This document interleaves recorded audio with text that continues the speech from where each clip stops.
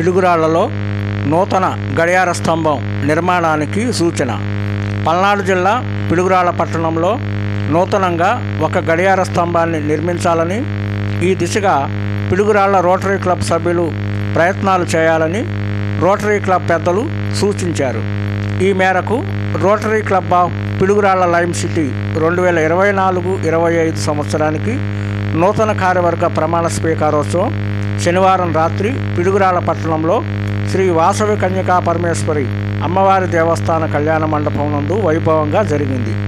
ఈ సందర్భంగా rotary club పెద్దలు మాట్లాడుతూ, పట్టణంలో ఒక బ్లడ్ బ్యాంక్ సెంటర్, ఒక డయాలసిస్ యూనిట్ లాంటి విలువైన సేవా కార్యక్రమాలను చేయాలని రోటరీ క్లబ్ నూతన అధ్యక్షులు గుండా అశోక్ కుమార్ మరియు వారి కార్యవర్గానికి సూచించారు.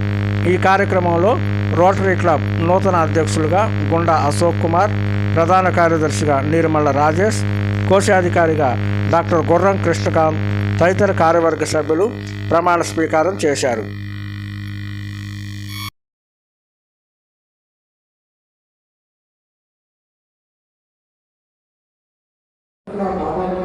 ఆక్షేపణీయమైన పద్ధతులకు స్వస్తి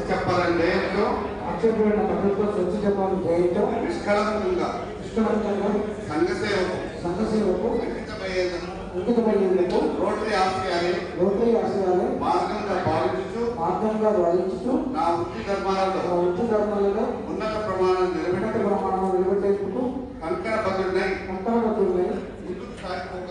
ముందుకు సాగిపోగలనని rotary club Piduguralla lime city అధ్యక్షుడిగా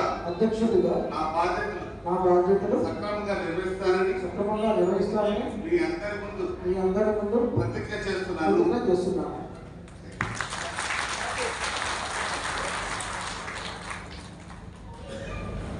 థ్యాంక్ యూ అండి. ఈరోజు ఈ కార్యక్రమాల్లో మా ఫీజులు ఇవన్నీ కూడా మన క్లబ్బులకు తప్పనిసరి అని మీ అందరికీ తెలుసు. రోటరీ క్లబ్ పేరుతో మనమంతా ఏకమై చేస్తున్న మంచి పనులను ఎప్పటికప్పుడు సమీక్షించుకుంటూ ఆయా మంచి పనుల ప్రభావం సమాజానికి మంచి జరుగుతుందా తెలుసుకోవాల్సిన బాధ్యత మన మీద ఉంది. రోటరీ క్లబ్ ఆఫ్ పిడుగురాళ్లలో సభ్యత్వం తీసుకున్న మీ అందరికీ హృదయపూర్వకంగా స్వాగతం పలుకుతున్నాను. మీరంతా రోటరీలో సభ్యత్వం తీసుకున్నారు అంటే మీ వృత్తి, వ్యాపార, సామాజిక కార్యకలాపాలలో ఎంతో విలువైన ప్రతినిధిగా విశ్వసించడమే కాకుండా స్వచ్ఛమైన రోటరీ స్ఫూర్తిని ప్రపంచానికి చాటి చెప్పే లక్షణాలు ఉన్నాయని ప్రగాఢంగా నమ్ముతున్నాం. మీరు రోటరీ క్లబ్ ఆఫ్ పిడుగురాళ్లలో సభ్యులుగా చేరడం అంటే కేవలం ఈ క్లబ్లో చేరినట్టు కాదు, విశ్వవ్యాప్తంగా ఉన్న రోటరీ కుటుంబంలో చేరినారని అర్థం.